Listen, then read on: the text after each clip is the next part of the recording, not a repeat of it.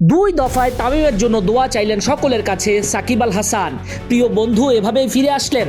তিনি বললেন, আজ আমার জন্মদিন, তবে তামিমের জন্য আপনার দোয়াই হবে আমার জন্মদিনের সেরা উপহার। দোয়া করবেন আমার ভাই তামিম যেন দ্রুত সুস্থ হয়ে আবার মাঠে ফিরতে পারে।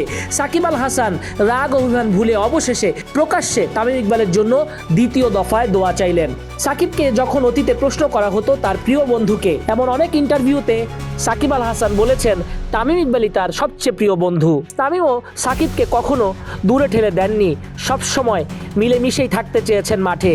তবে দুই বন্ধুর দূরত্বে 2023 বিশ্বকাপটা স্মরণীয় বরণীয় হলো না। দুই বন্ধু যদি একসঙ্গে পারফর্ম করতেন এক জার্সিতে, তাহলে বাংলাদেশ দল ভালো একটা জায়গায় থাকতো।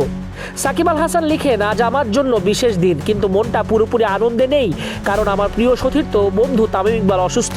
মাঠে আমরা একসঙ্গে অনেক লড়াই করেছি, অনেক স্মৃতি রয়েছে, আর সবসময় চাইবো আমাদের এই পথ চলা আরও দীর্ঘ হোক।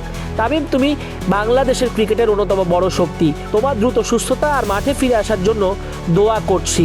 ইনশাআল্লাহ তুমি খুব তাড়াতাড়ি সুস্থ হয়ে আমাদের মাঝে ফিরে আসবে। তামিমের জন্য আপনার দোয়াই হবে আমার জন্মদিনের সেরা উপহার। সাকিব এই কথা বলেন। দোয়া করবেন আমার ভাই তামিম যেন দ্রুত সুস্থ হয়ে আবারও মাঠে ফিরতে পারে। এভাবেই তো সাকিব তামিমকে দেশের ক্রিকেটে একসঙ্গে দেখতে চায় গোটা বাঙালি, গোটা ক্রিকেট প্রেমী, গোটা বিশ্ব ক্রিকেট। সাকিব আবারও বুঝিয়ে দিলেন, রাগ অভিমান এগুলো ক্ষণিকের ব্যাপার। তামিম ইকবালকে মন থেকে ভালোবাসেন সাকিব আল হাসান, ভাবেন ভাই, বন্ধু, সতীর্থ।